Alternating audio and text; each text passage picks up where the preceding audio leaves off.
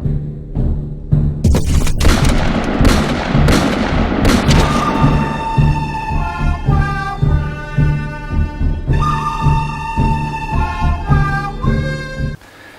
everybody, welcome to another Marksmanship Masterclass where you can get the information knowledge you need to take your shooting experience and your firearms to the red zone. I'm Advanced Weapons Instructor Dave Watson, and the topic of today's Masterclass is Assessing Trigger Condition. Assessing the condition of a trigger mechanism is a straightforward process, but it's rarely done correctly.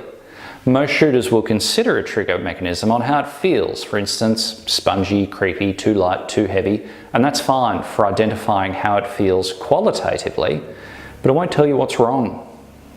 To assess a trigger mechanism properly, it needs to be stripped and degreased, and then 3 safety tests need to be carried out. Firstly, the bolt must be actioned harshly but smoothly.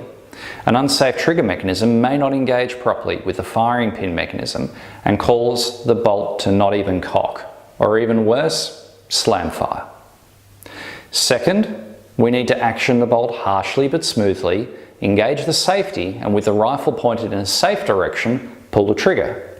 If the action does not fire, disengage the safety harshly and ensure that the action won't fire under that condition also. The third test is a bump test. Action the bolt harshly and firmly, and then on a solid but undamaging surface, stamp the butt of the rifle on the ground to ensure that the trigger mechanism cannot disengage from the firing pin and cause the rifle to fire.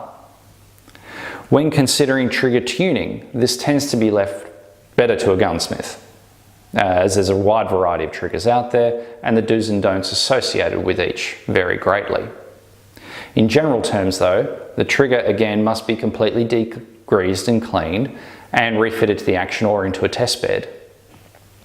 Firstly, looking at the working surfaces, these should be mirror bright and polishing with 500 grit paper wrapped around a safety file using single passes in line with the direction of the movement of the surfaces, ensuring the file does not run off at the edges and remains flat can be a good way to go.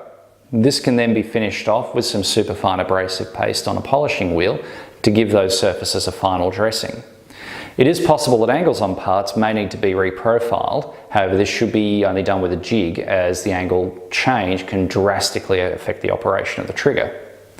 Next, the shooter needs to look at the side bearing surfaces within the trigger mechanism where parts might rub or bind against the housing.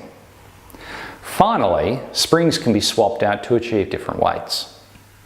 And as a very final step, the weight, travel, over travel and sear engagement are reset and those adjusting screws are locked. So if you want more information on trigger mechanisms or any other topic discussed in these videos, be sure to click on the link below to my books on Amazon, available in both digital and hard copy formats. If you appreciate the information in this video, you can show that appreciation right now by clicking on the PayPal donate button below and by donating any amount you feel is equal to the value of the information in this video. As always, don't forget to click on subscribe below and stay tuned for more videos from Marksmanship Masterclass.